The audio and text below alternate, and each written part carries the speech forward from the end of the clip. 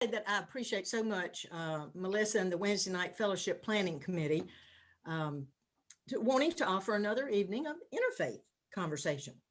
Now, some of you home church folks were with us in November 2019 when we had dinner on 2 consecutive Wednesday nights with lots of guests from Annoor and lots from Temple Emanuel. Tonight, unfortunately, we all have to fix our own dinner and we only get to have 4 guests, but they are 4 very special guests, and all 4 of them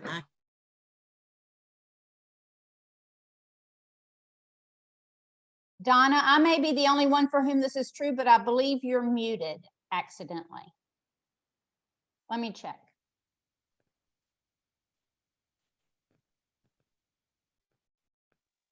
When everybody got muted, she got muted. Okay, so you didn't hear any of that? We heard that we had to bring our own food, unfortunately. Okay. Okay. All right. And I just followed that by saying, and instead of being able to have a whole room full of guests, we only could have 4 guests, but these 4 guests are real special and they are my friends. They are now my friends. So I'm going to introduce them. We're going to begin with Mark Cohn. It was 20 years ago in the summer of 2001 that Mark was called to serve as the rabbi of Temple Emanuel in Winston-Salem. And since that time, he's come to be known as Rabbi Mark just about everywhere he goes. In college at UCLA and at grad school at Lehigh in Bethlehem, Pennsylvania, Mark's focus was history. But then his focus changed to ministry. And after 4 more years of study and preparation, and part of that was in Jerusalem, he was ordained in 1998. Besides his rabbi duties at the temple, he's often engaged in community activities in Winston-Salem, particularly those where he can intentionally help make a difference in social justice matters around that affect the area around here. Born and raised in Northern California, Mark grew up with a deep sense of Zionism, which grounded him in his current pursuit of a meaningful and engaged Jewish life. And I met this important person here several years ago when I went with a friend of mine to a Friday night worship service at his temple. I went because I wanted to experience a Jewish service, and I wanted to meet this man named Mark Cohn. And since then, he and I began working together on some, for instance, to bring about the dinner in November of 19 that many of you attended. And so we have become friends through that. So welcome to you, Mark. Now, it's a similar situation with Rona Klein, in that I met her several years ago when we started planning the November dinner, November 2019. She came on board as one of the people to help us big time. Rona is a member at Temple Emanuel, and I'm going to say a very active member. From everything that I hear, people tell me that she's usually heads this and heads that and heads the other. And right now she's the chair of the ritual committee there at the church, but involved in everything. And here's the cool thing about Rona. She knows all about Moravians because I'm not muted still, am I? Okay. All right. Couldn't tell with that little thing on the corner. She knows all about Moravians because she works at Salem Town in the Babcock Healthcare Center. She spends her days working in the memory care unit. In fact, she is the memory care program manager, which means in all the things they plan for the residents there, Rona makes sure it's person-centered care that's delivered. Now, once in a while, when I'm talking to someone from healthcare, I'll occasionally mention Rona Klein's name. And they'll always just perk right up and say, oh, golly, she is the best. We are so glad she's at Salem Town. And I'll have to say, I am too, Rona. So welcome, welcome to you. I am too. Good. All right, let me introduce Aladin Ebraheem. Now, he and I became friends 4 years ago when we began working together on several interfaith events in Winston-Salem. And there were 2 or 3 of those that we put together for lots of people all around. And then we started working on the dinner at home church together. So he was involved in all of that. So we've known each other for 4 years, and it's gotten to be now where, especially during this pandemic, every once in a while, he and I'll just call each other or text each other. And we don't really have anything important to do. We just want to know if we're doing okay. You know, how's your life these days? So we have been friends for 4 years. Aladin serves as president of the Annoor Islamic Center in Clemens, and he has been in this position for 3 years now. At Annoor, they have a mosque, a cemetery, and a school. Now, what happens at this Islamic Center? All right, there are 5 main committees that oversee the work they do there. Education Committee, Outreach Committee, Ramadan Committee, and right now, Ramadan is going on. They're in the middle of the Ramadan holiday. Activities Committee, Welfare and Assistance Committee. Each of these 5 groups has a chairperson who reports to the governing council, and that's made up of 8 elected individuals, and Aladin leads all of it. Now, when he's not involved in leading the ministry at Annoor, this man works as a professional consultant. His focus areas are three focus areas: strategy development and deployment, lean management systems, and human resource development. Aladin was born in Egypt. Since his father was a diplomat, that meant his family moved from this country to that country to the other country the whole time he was growing up. And so when he finished high school, Aladin decided to move to New York and go to college there. And he has remained here in the United States ever since. So welcome to you, Aladin. Thank you. Thank you. Glad and honored to be here. Now, our last guest, Ayesha Saad. She and I have also known each other about 4 years through all these interfaith events that we started planning with the Annoor. And I have to tell you, we were getting ready to put together another event. This was right before the pandemic. And Ayesha said to me, Donna, I would like to invite you to come to my house one afternoon and have some tea or coffee and some cake or, you know, whatever, and just visit, get acquainted better and so forth. And we were working on that. And then the pandemic hit everything. But I'm counting on that invitation to still be in place. Ayesha arrived in the United States from her native country of Pakistan 20 years ago. That was 2001. And here's the thing.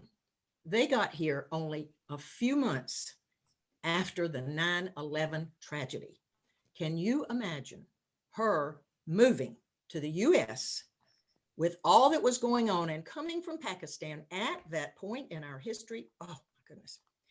She came because her husband, Mustafa, I know Mustafa, he had traveled to the US 1 year earlier to study and prepare for his career in medicine. So she and the family were joining him.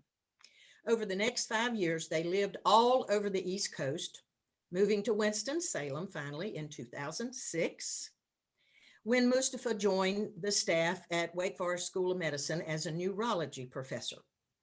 Now, Ayesha's life is a combination of being a wife and a mother of 4 daughters. 3 of them are married, and the youngest is in high school, plus being a new grandmother with 1 more little girl in the family born within the past year. For the last 2 years, Ayesha has spent a lot of extra time in the kitchen, in her own kitchen.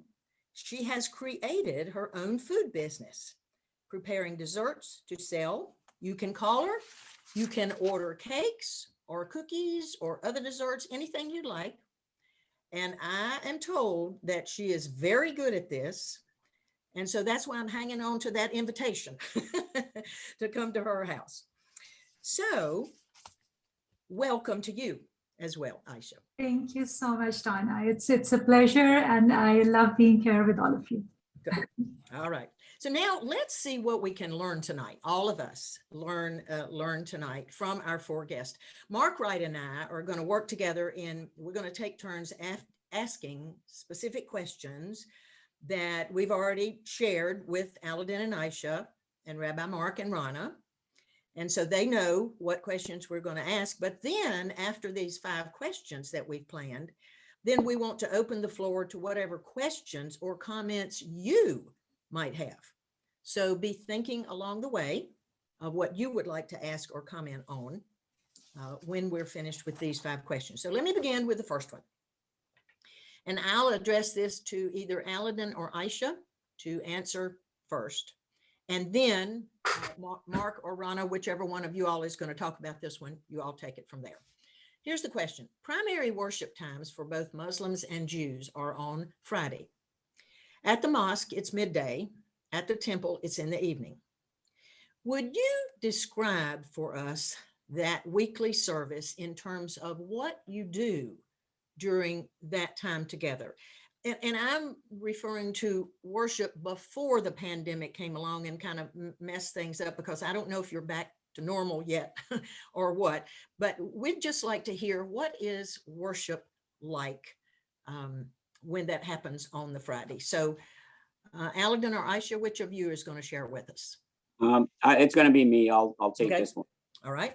So by the way, we are back. The service is back. We're with social distancing. So still we do perform the service, but we're keeping 6 foot apart between the individuals that are in the building. And we had to go and add an additional area in the open area in the back, just in case if there's an overflow of people, because of the fact that we can't keep we can't have so many people inside the building. But we're back on. So our Friday service mainly consists of 2 parts. The first is a sermon, and the second is the actual prayer part. So I'm going to start with the prayer part and then just go back and talk about the sermon a little bit.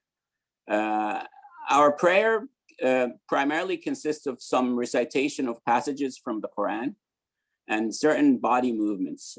These movements are meant to show submission and humility to God. If you've ever observed Muslims pray before, you've probably seen them bow, you've seen them kneel, prostrate, where they would place their forehead on the floor. That's basically a sign of total submission. When your forehead and your nose touches the ground, it's total submission to the Creator. If you've never watched or observed a Muslim prayer, just simply think of what comes to mind when you read in the Bible, in the Old and New Testaments, about how all prophets, including Jesus Christ, peace and prayers be upon all of them, fell on their faces and prayed to God. This is pretty much how Muslims pray today. A Muslim prayer consists of what we call a rak'ah. You could think of that as a unit. So each unit includes some Quran recitation, some bowing, kneeling, prostration, and the same would be repeated 2, 3, or 4 times. The number of repetitions depends on which prayer is actually being performed. So Muslims have 5 daily prescribed prayers. They span across 16 to 18 hours during the day, with the earliest being at dawn and the latest being about a couple of hours after sunset. The exact time of each of those prayers will shift back and forth depending on the time of the year. Praying in congregation is always encouraged and preferred. And actually the reward for it is multifold. even if it was only prayed by 2 people together. So you'll typically find family members praying together at home. You'll find students praying together at school, and co-workers praying together at work. All congregation prayers have to be led by one individual, where that person will go in front of the congregation, will face the direction of Mecca, and will start praying, and the rest will follow. The person leading the prayer is called the Imam. While all prayers are preferred to be in congregation, they're not mandated to be so. The only exception to that is the Friday prayer, which makes this Friday, prayer a very important prayer for Muslims. We call this prayer Jum'ah. As a matter of fact, if you look at the root of the word Jum'ah is Jama'ah, which means to gather or to congregate. Jum'ah prayer is preceded with a sermon, which we call khutbah. So the subject of that khutbah is picked by the person delivering it. This khutbah is meant to bring benefit to the congregation. Oftentimes, the subject of that khutbah encourages the audience to please God by living their lives according to the teachings of the Quran and Hadith. Hadith is the authenticated sayings of Prophet Muhammad, peace and prayer be upon him. Khutbahs can also be educational in nature, where the audience is educated about certain aspects of the faith. They also are meant to address issues that are impacting the community and or the society at large. One very important purpose of Jum'ah, of getting together on Friday and pray together, is to promote fellowship and community cohesiveness. It's not uncommon for a person that misses Jum'ah to receive 15, 20 calls, sometimes even more, from different members of the community, just checking up on them and making sure that they're okay. So.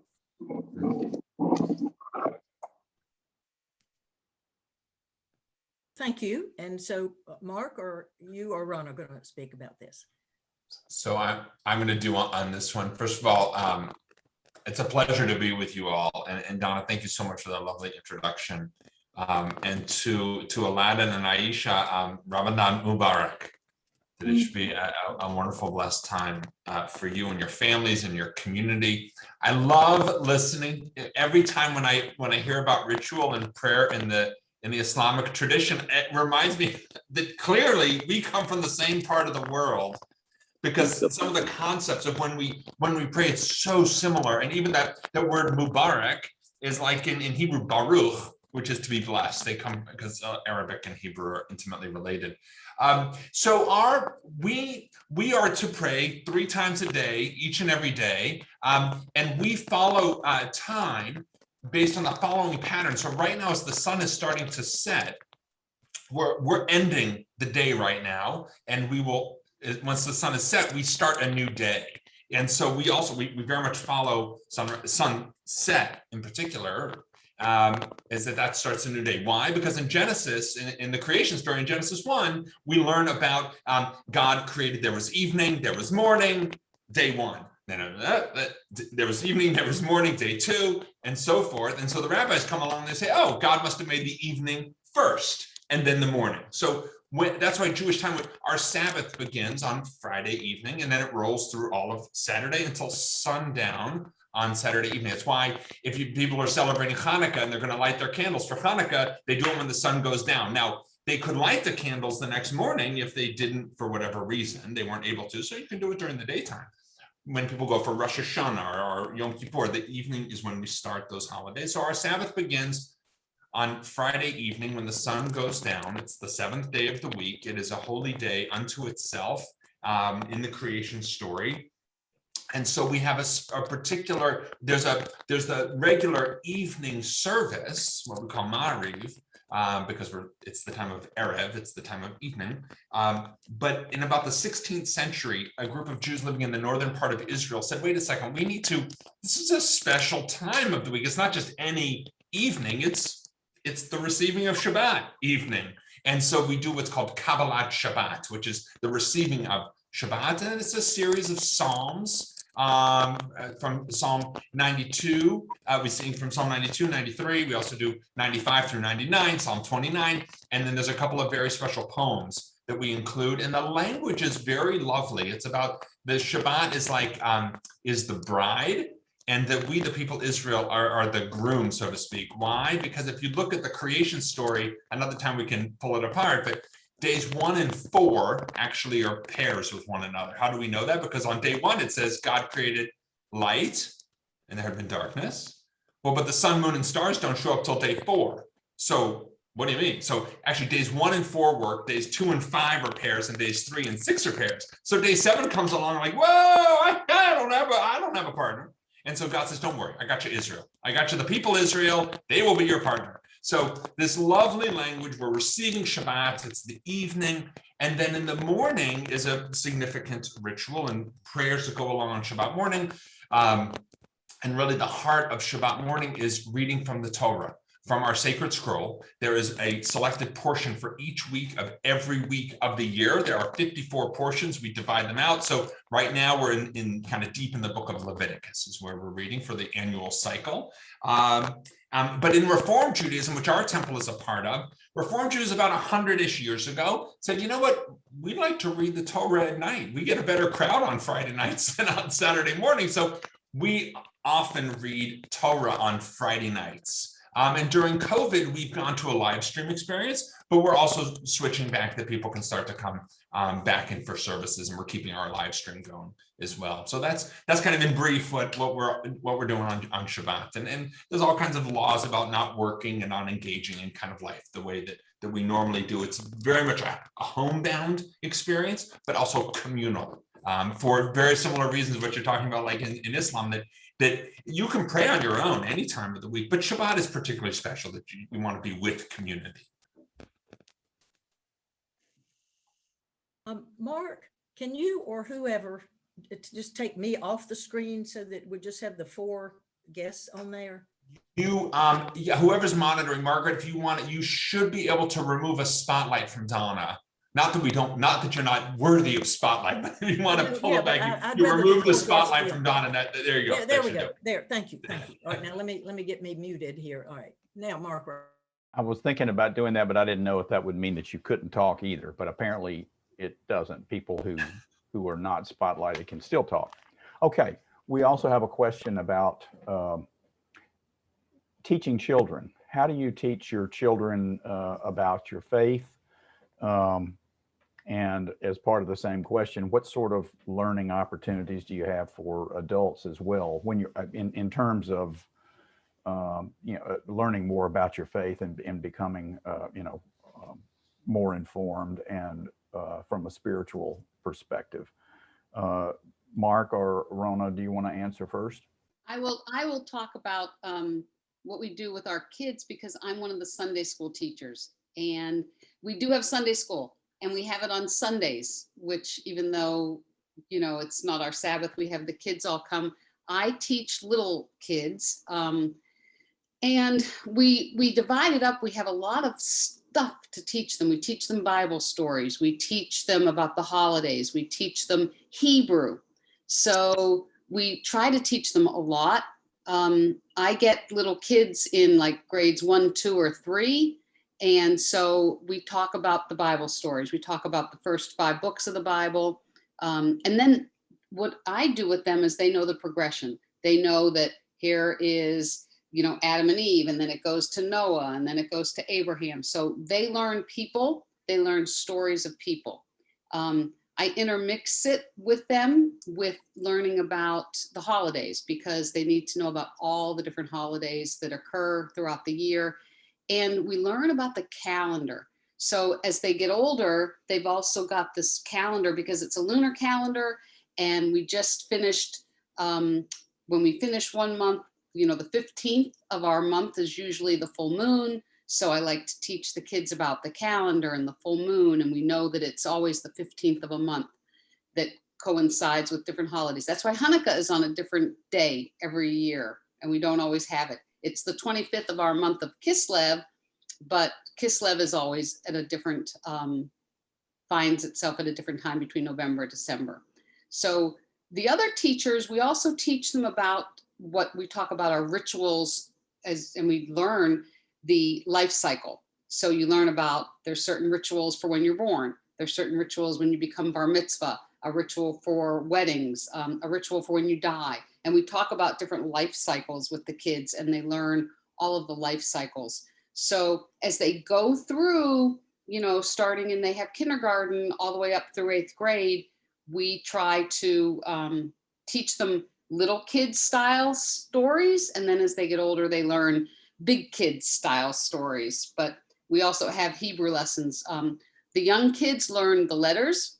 They learn what the letters look like. They learn what the sounds of the letters, and then they start learning words with the letters. So that's how we do it. And as a parent, you want to teach those things to your children, whether they're in Sunday school or not in Sunday school. So, you know, that's why parents celebrate holidays at home with their kids. And that's why you want to have Judaica items in your house that you can show your kids. My daughter came home this weekend, she's in her 30s, and she said, look at your Havdalah things. You need to move them over here because are you doing Havdalah on Saturday? It's one of the rituals. So she said she knows what everything is and she knows where it goes. So is that answering everything? Did I answer you all right about education with our kids? Yeah, I think that helps a lot to understand. You know, do you have, just as a quick follow-up, how hard is it to keep kids interested in learning about their religious heritage? Okay, so I'm an experiential teacher. So if you're in my class and you're learning Exodus, I make you walk around a table 40 times to understand 40 years. And I've pulled kids out and said, you've died on this 40-year journey. Or I've handed you a bundle of something and said, you had a baby on this journey. So it's very experiential. When we learn about coming to America, we learn about the immigration story. I crowded 10 little kids underneath a table in a corner and said, you're in steerage under the bottom of this boat. And so sit in here and you're here for 2 weeks and you don't get to go out and see the sun. And so very experiential with them to try and teach the stories when we do that.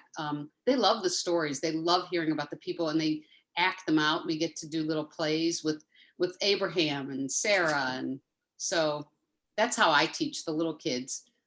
And then they get to stand up. I give them signs with the names of people and they have to figure out what order they are in the Bible.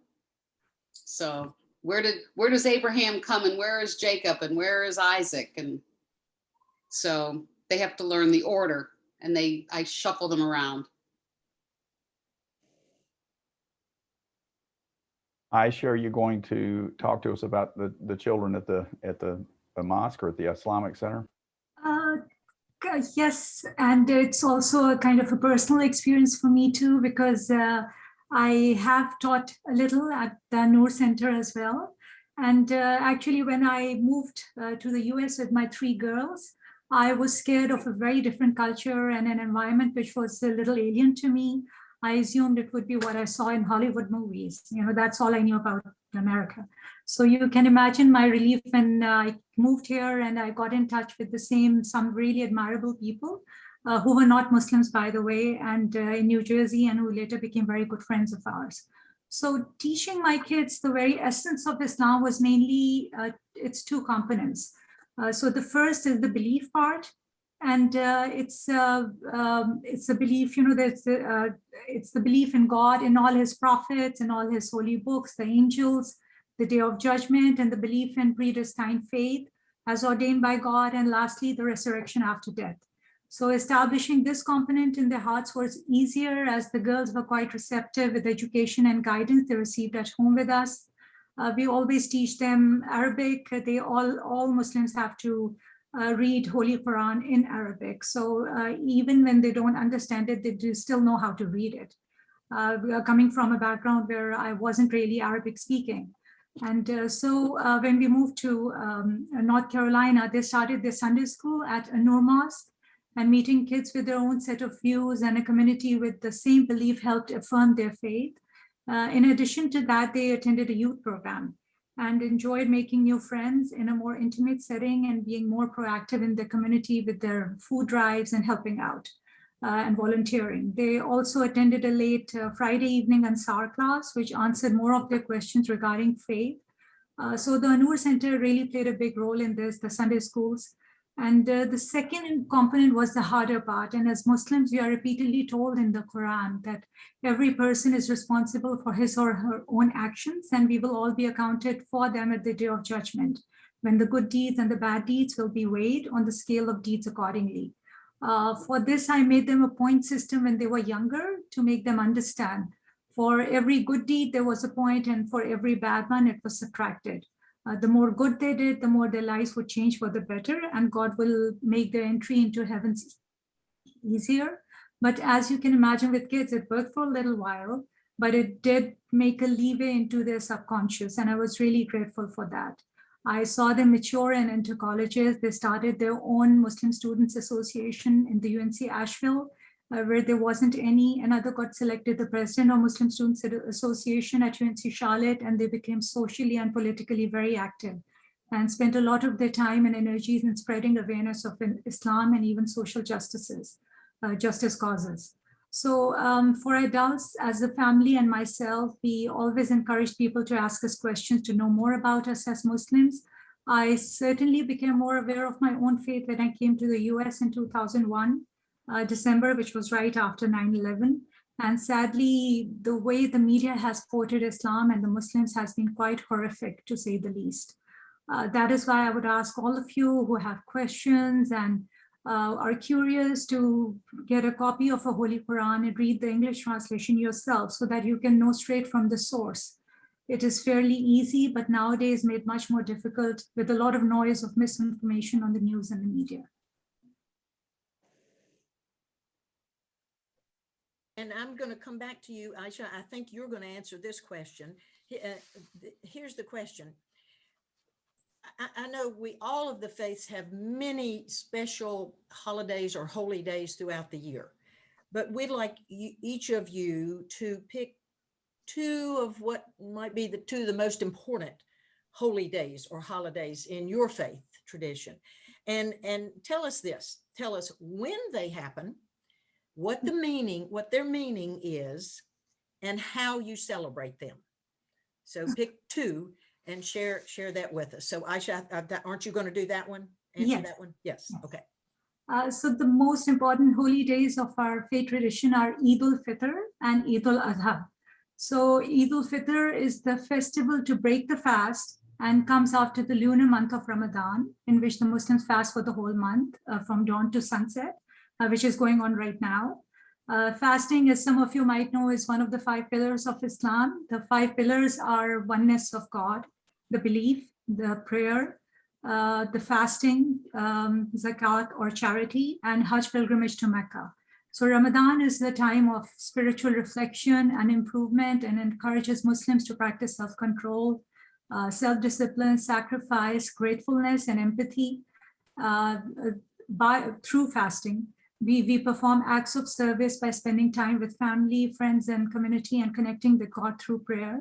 Eid al-Fitr is the commemoration of the whole month of fasting in the month of Ramadan. It is celebrated with Eid prayers in the mornings when we thank and glorify God, and the whole day is spent feasting on special foods made specially for Eid al-Fitr, which varies in different cultures, meeting with friends and family, and also praying for the souls of our departed ones. So Annoor Center puts a special emphasis on it, and they call in a petting zoo, some pony rides, bouncing inflatables for kids to have fun with, and they provide a scrumptious lunch and ice cream and candy, etc. So it's a lot of fun on Eid. So the next Eid, Eid al-Adha, is the Muslim festival of commemorating the sacrifice of Prophet Abraham, peace be upon him, and the culmination of the pilgrimage to Hajj. It honors the willingness of Prophet Abraham, peace be upon him, to sacrifice his son Ismail, peace be upon him, as an act of obedience to God's command. As the narration in the Holy Quran goes, Allah provided a lamb to sacrifice instead. Muslims all over the world who can afford sacrifice some permitted animals. 1/3 of the meat is consumed by the family offering the sacrifice, while the rest is distributed to the poor and the needy. Sweets and gifts are given and people visit their family and friends. The purpose of this Eid is not just sacrificing for Allah, but the beautiful message of obedience to God and giving to others from God gave you. The goal is to make sure every Muslim gets to have food in their house. The celebration has a clear message of devotion, kindness, and equality. Muslim organizations package and distribute the sacrificial meat on Eid al-Adha to Muslims and non-Muslims who are in need of food for their families.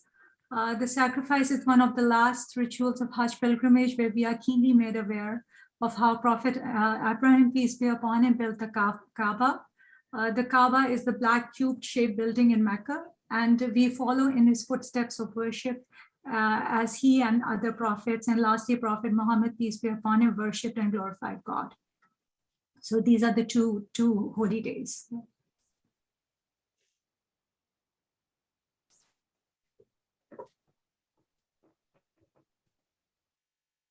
Want me to go? Now, Rona, I think it's your turn. Is that right? I'm picking this one up. Yep. Oh, okay, okay. Yeah. Go ahead. Gosh, I can't not respond. I have to say, first, Ayesha, and I want to say to Donna and to Mark and everybody who's arranged this night, what Ayesha said was so important, that asking questions and learning about one another, this is so very important because it can help to break down stereotypes, prejudices, racism, and so many other awful things that have happened, certainly that we've witnessed against the Muslim community, particularly following 2001 and 9/11 attacks. And we face in the Jewish world sadly on a regular basis as well for other reasons. And although the Jews were blamed for 9/11 too. So, and I want to say the story of Abraham, who sacrificed his son, or was asked to sacrifice his son Ishmael in Hebrew. And of course, we know it from Genesis 22 that he's actually said to sacrifice Isaac.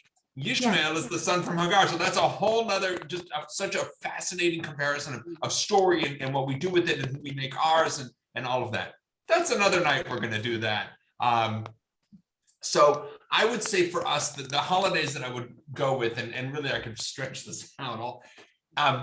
In general, I say to people, if you ever have a Jewish question about why we do something, just say the Exodus. Just say the Exodus, and 75% of the time you're going to be right. It always comes back to this whole business of we were slaves in the land of Egypt. Okay, we were slaves, that story, Joseph and the brothers, and we wind up in Egypt, and then a new king rises who enslaved all the Jews. So we're in Egypt for slaves, roughly, depending on the way you interpret the story, 400 years. And then there's this Pharaoh comes along, and all the babies have to be thrown in the baby boys have to be thrown in the water, and our life is terrible and making worse. And one of the women throws her baby into the water, only she puts him in a basket. Well, it's a great word to talk about that. And this baby, Moses, of course, is raised by the Pharaoh's daughter, literally under the nose of the Pharaoh. And then then Mr. Responsibility over here kills somebody, one of the taskmen, and flees and goes to Midian, and he marries this woman, Zipporah. And then God calls him to let my people go. And so Moses goes down into Egypt, and because he's the only guy available for the job because everybody else are slaves. And so we come out God with the plagues. Now we come off into, and that's Passover. So Passover has got to be one of the major holidays that I got to cite tonight. It is a 7-day festival in which we eat matzah, we eat this unleavened bread, we remember all of the slavery, and the matzah is on the one hand, it's the bread of affliction because we ate it when we came out of Egypt. We didn't have time for it to rise. It's also the bread of freedom because it's what we ate when we came out of Egypt because we're on our way. And we're marching. And right now, this time of year, we call the Omer, because we're commanded in the book of Leviticus to count each and every day for 7 weeks, starting on the 2nd day of Passover. We count each and every day because we're bringing a measure, an Omer, of the barley harvest to the temple to show our gratitude. And at the end of the 7 weeks, we just love the number 7. So 7 sevens is really great because then on the 50th day, we have the holiday that is creatively called weeks, Shavuot, because we counted 7 weeks. It's one of the only biblical holidays that's not actually named which day it is. It's on the 6th day of the month of Sivan, but it just in the Torah, it just says it's 7 weeks after we started counting, which is on the day after Passover begins. Back when the temple stood so long ago, we would have brought our first fruits because after all, it's springtime. And that's it. While we're similar with the Muslim calendar, that we follow the lunar calendar, we also every 2 or 3 years add an entire month into our calendar because we follow the solar calendar as well, because holidays like Passover have to be in the early spring, Shavuot has to be in the late spring. And so we are marking the arrival of the first fruits. Now, when the temple no longer existed, the rabbis reinterpret that holiday and they say, actually, it marks the marching, the exodus from Egypt to Mount Sinai, where we receive the Torah. And so Shavuot in the Torah is marked as the holiday of the first fruits. It will also come to be called as the time of receiving the Torah. Some people know it in English as Pentecost, because we celebrate the giving of the Torah. So those are the holidays I'm going to grab because they're huge. We wouldn't have, it always comes back to the Exodus. Remember, you were slaves in the land of Egypt. That gives us our whole directive in how we're to treat one another, ourselves open to the citizen and the stranger alike. There should be one. And then we have Torah, which guides our lives, the 613 commandments, not 10. I mean, there are 10 very important ones, but it's part of 613 total. So those are the holidays I'm gonna grab for tonight. Thank you. All right, Mark, your turn. Mark Wright.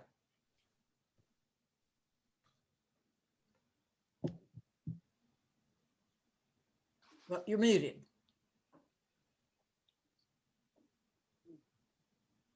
All right. I thought I could temporarily unmute myself, and it usually works, but it didn't for some reason. That's very interesting, and we obviously need a lot more time to talk about all these things. It's so unfair to ask questions, and we're only going to have a few minutes to answer them, because the holidays that you all mentioned, the common denominator, and it's the same with us, is that they're based on worship in some way, and recognizing the history that we have with our God. To look at a different way that we worship, and that would be in terms of outreach into the community. And I think Ayesha mentioned, the sharing of sacrificial meat with people who are needy. But beyond that, what sort of outreach activities do you do in the community to help whomever? I guess I could start with us at the temple. We have, in Donna, we were trying to do this, and maybe we'll get it together someday. We do yearly, we have a mitzvah day. Mitzvah is doing a good deed. And we have a mitzvah day where we go out in the community, and we have a variety of things that temple members can choose to do. And we spend the whole day out in the community doing wonderful things. We go to the children's home and work in the garden. We'll go to the senior center and help clean. We've worked on the Hope food truck. And so that's just one day that we have a mitzvah day, but we do a lot of projects. When the kids have their bar mitzvahs or their bat mitzvahs, a lot of times they pick a project that they'd like to do. And so that's something that is for the community. A lot of times, maybe they'll help an animal shelter. We have a group of us that go to Samaritan Ministries and cooks meals. And we do that and help serve meals. I've taken my Sunday school kids and all the other teachers at different times to Green Street Methodist Church, and we at the Shalom Project for their welcome table. And the kids help serve meals. So we go out in the community, we do lots of things like that with the kids and with the adults. We have age appropriate mitzvahs that we go out and do. But we're out there, and we do a lot of volunteer. Is there more, Rabbi, was there more stuff that we do, or I'm trying to think of all that. I mean, we do with Highland Presbyterian, we have a food pantry. We call them more food pantry. And then, assorted other things that we do out in the community. Yeah, whether it's the Piedmont Environmental Alliance, just the Earth Week that just happened last week we helped with, so just different things. So that's what we do. I mean, we do lots of stuff. And the kids, listen, during this pandemic, the Sunday school kids were so good. When we were having classes, when we weren't having classes, they made cards for all of our residents at Salem Town. And so every resident in healthcare, there are 4 neighborhoods with 20 people in each one. I got over 80 cards from all the Sunday school kids, and they mailed them all at the same time. They mailed them separately. So that was wonderful. And then kids that I had in my class that are now in high school, because remember, I got little ones, first grade, second grade. I have kids that are in high school that I had that were drawing art and having their high school friends paint things for us for the year. So, you know, they painted all these beautiful Christmas pictures and sent them to us. And so we decorated our living room in my neighborhood at work. So these kids, they like to help do things, and they're out there all the time, and they're always willing to help. That's fantastic. And I know it's been frustrating to try to do the same level of stuff in the last year, but that's fantastic to be able to focus on that. Aladin, are you going to talk about outreach? Yeah, sure. First, I just want to echo, you know, Ayesha and Mark. You know, obviously, you won't be able to, you know, ask all the questions on tonight's call. So I'd encourage everyone to just go and invite everyone personally to come to Annoor Islamic Center on a Friday. We have our Friday service. If you have any questions, our service is at 1:30. It's often that there are non-Muslims that are here that just sit in the back and kind of observe and meet with someone at the end, and just if they had any questions. So I'd encourage everyone to do the same if you still have questions after the call. And thanks, Mark, for explaining, adding the month into the year, because I've always wondered about that. So that it makes sense now. I didn't know that before, to be honest with you. So yeah, for as far as Sister Ayesha had mentioned, you know, the pillars of Islam. So basically, you know, one of the pillars of Islam is this, you know, is this charity, is extending hand and helping the needy and the poor and the unfortunate. So it's really very fundamental in the faith. And we want to talk a little bit about some of the details. I mean, every adult that's Muslim basically has to give a percentage of their wealth on an annual basis to who's deemed to be in need. That's every adult. So some of the things that we've been involved, we do a little projects here and there, but there are a couple of things that we've been doing for years and years. One of which is basically years ago we made a commitment with the Bethesda Center for the Homeless to serve 100 hot meals every last Sunday of every month. So we've been doing this for years, and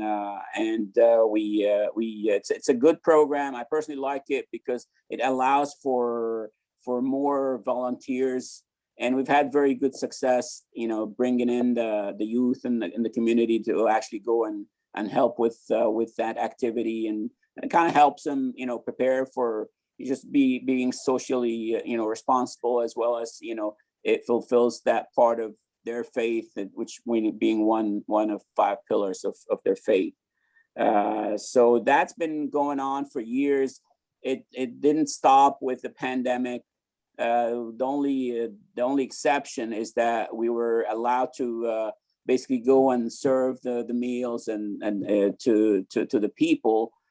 Since the pandemic, we're not allowed to do that. We only drop off the food, and the employees at the center take care of distributing the food to the people there. Another program that is not as old as this one is the Family Promise of Davie County. We started that probably about a year prior to COVID. It's a shelter program serving children and families that are experiencing homelessness. So it's an interfaith effort with participation from different faith-based congregations. For those of you that are not familiar with the program, congregations could participate as either a host congregation or a supporting congregation. At this point, Annoor is a supporting congregation. When it's our turn, so congregations will take turns. When it's our turn, we'll basically have some of our volunteers prepare food for those families that are being hosted by a hosting congregation that supports them during their time of difficulty. They'll prepare the food. They'll have the meal with those people, with those families. They'll spend some time with them, just eating with them, just spending time, even tutoring some of their kids, or even just playing games with the kids, just to make them feel better during that time. So that's another program that we're involved with. During the pandemic, we stopped for several months, but we restarted the program. As a matter of fact, I think we were there 2 weeks ago, I think on Thursday. A bunch of other different things as well. I mean, a lot of our community members will volunteer, with Meals on Wheels, where they would go and serve a meal, bring a meal to some of the homebound seniors that can't leave their homes and can't eat a healthy meal. So they'll take them a meal, and maybe they'll check up on them and see if there's anything that they can do and help with. That's what, but those are the main programs that we have. Thank you. Thank You're you. welcome. Mark Wright, I would like to make a little change right now. Instead of asking the fifth question, to actually go ahead and open it and let our folks ask their questions. So is that okay with you? And you just take it from here?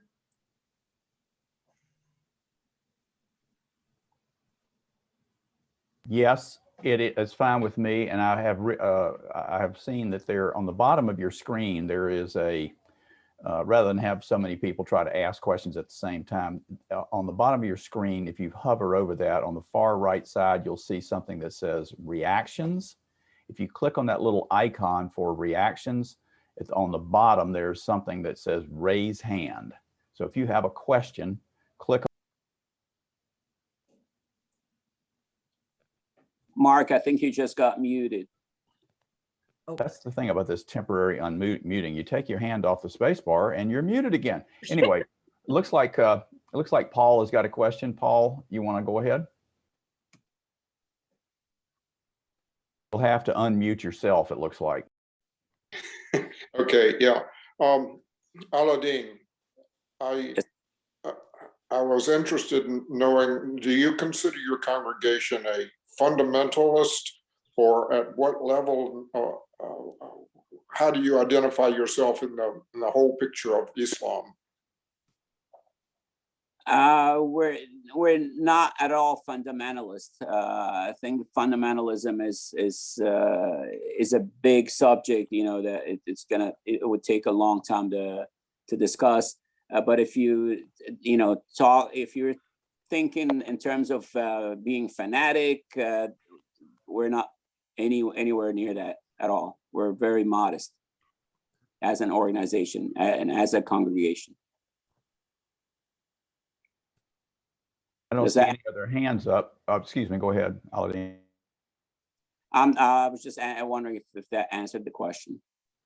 Really, it doesn't. I just was wondering how you, at what point your particular version of Islam developed, or why is there such a wide difference between what you practice and what we fear, if you will? Okay. I'm not sure what you're fearing, but again,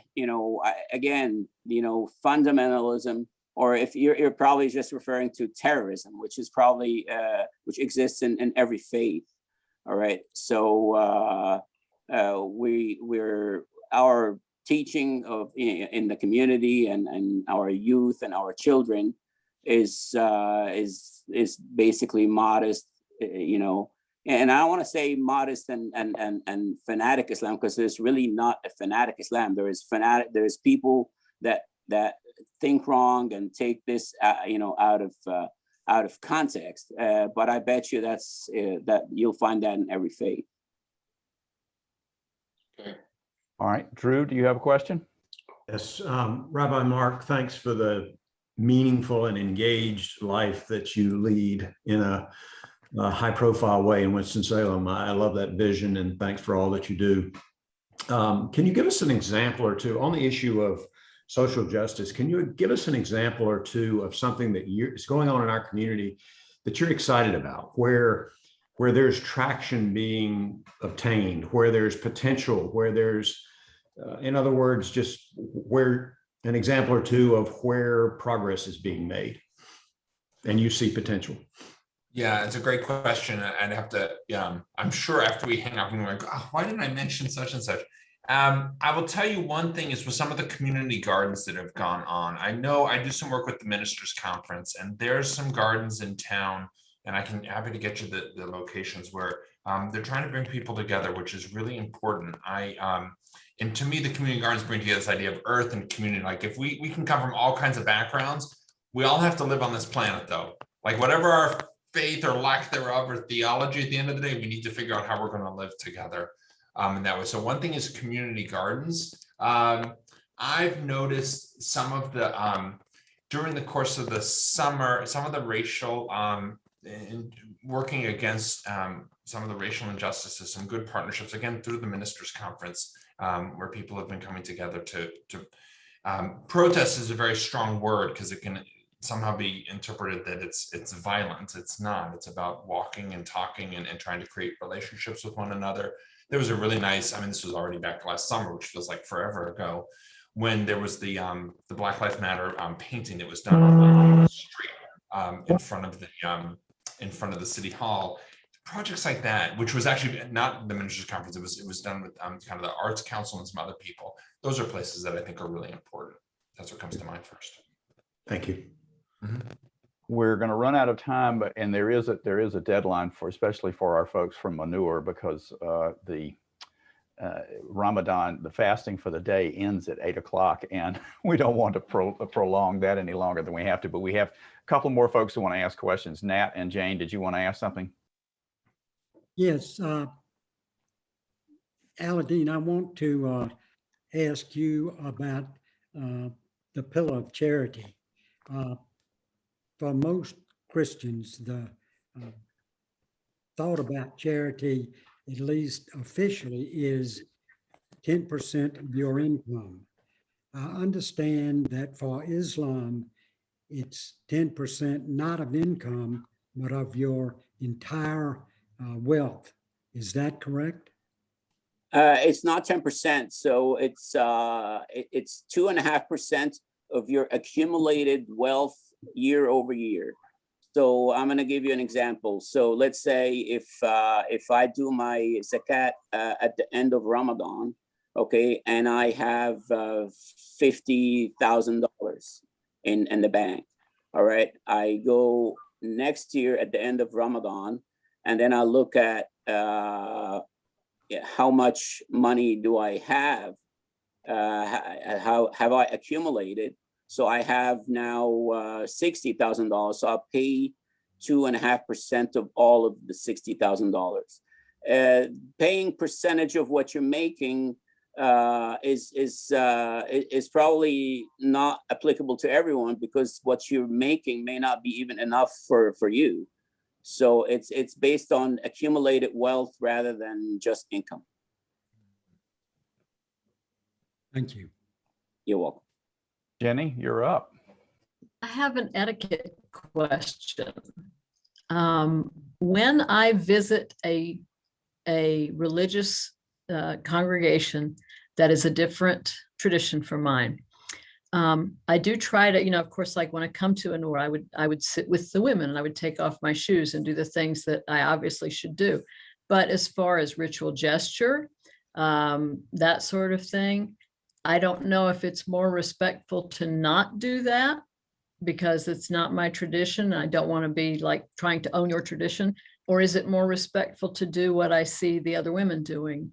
When somebody comes to my church and they don't take out the hymnal and they don't read the liturgy, I feel disrespected. But they may be doing that as a gesture of respect. And so I'm just curious what you think the etiquette should be. That's for both. That's for all four of you. If you want to give me consensus from your faith. I can tell you that I usually tell guests at the temple to, I mean, I guess it's really easy now because you can just go on live stream and watch and whatever's going to work for you. But I think it's appropriate. If we're standing, everyone should stand. Bowing is something different because that is a more engaged part of the ritual, and that is really a choice, and I wouldn't enforce that or force people to do that. Head covering is typical, but not all of our members do a head covering, so I don't ask that from guests. So that's and yes, with the idea of having the prayer book open, and feel free to kind of sing along as feels comfortable, or just hum along. And if people are being quiet and not talking during the sermon or Torah reading, that's already better than some of our members. So that's great. I mean, we're doing great. All right. So from our side, it's either way. If you felt comfortable, to actually start, doing the rituals, we would have no issues whatsoever with that.